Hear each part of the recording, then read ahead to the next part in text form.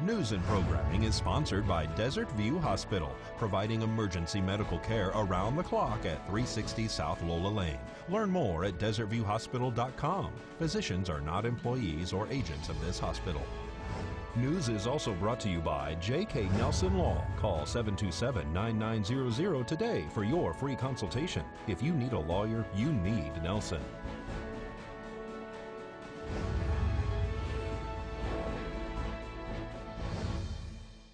Details are released regarding an arrest, and dental students take on needy patients at this year's RAM event. News 46 starts now.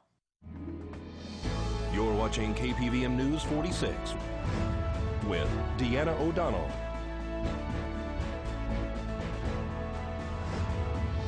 And Eunette Gentry.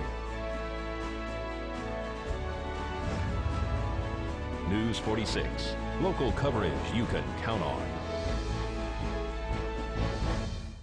Police say an auto versus pedestrian collision might not have been an accident. It's Tuesday, October 9th. I'm Eunette Gentry. A female was arrested Friday night just off Dahlia Street after police say she tried to run over a bike rider.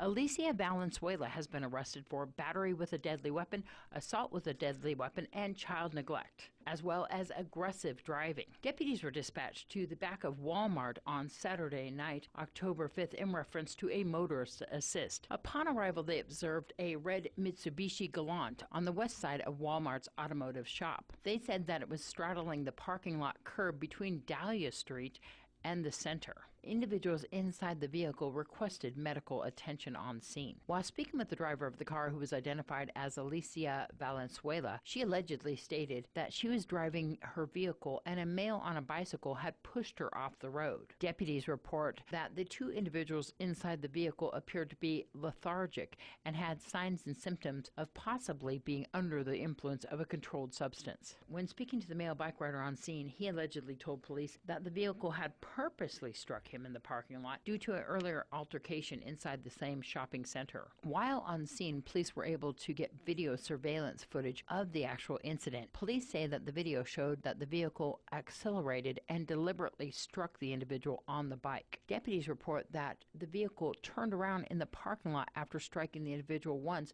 and attempted to strike the person once again. Shortly after that, the vehicle crashed into a curb. The report says that all the crimes that were committed were witnessed by an 11-year-old child who was located inside the vehicle. After speaking with deputies, Valenzuela allegedly admitted that there was an altercation between her boyfriend and the individual on the bike. Alicia Valenzuela was transported to Desert View Hospital by ground ambulance to be evaluated for the injuries she sustained in the crash. At the hospital, she admitted that she had smoked marijuana earlier in the day, taken a prescription of Xanax, and a prescribed amphetamine. That's where police say she tested presumptive positive for those narcotics. Valenzuela was released from the hospital and then transported to the Nye County Sheriff's Office Detention Center. This is Deanna O'Donnell for News 46.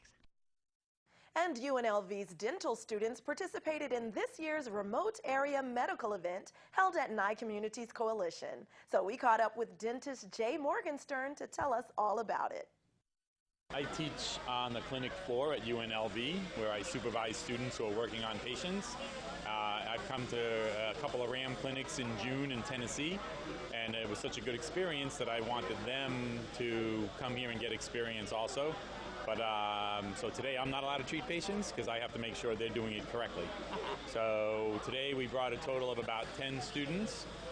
Tomorrow we're going to have about 10 students here, and it's a very good experience for them because they have to learn how to work in a much faster environment, and they have to be able to make decisions more quickly, and it's very good for them. Today they're pretty much limited to doing basic fillings, back teeth, front teeth, as well as extractions, taking teeth out. Most of them are common, what are called simple extractions, where it's not very difficult to get the tooth out. But occasionally, if the tooth is very difficult or it's a wisdom tooth and we have to cut the tooth into pieces, that's called a surgical extraction.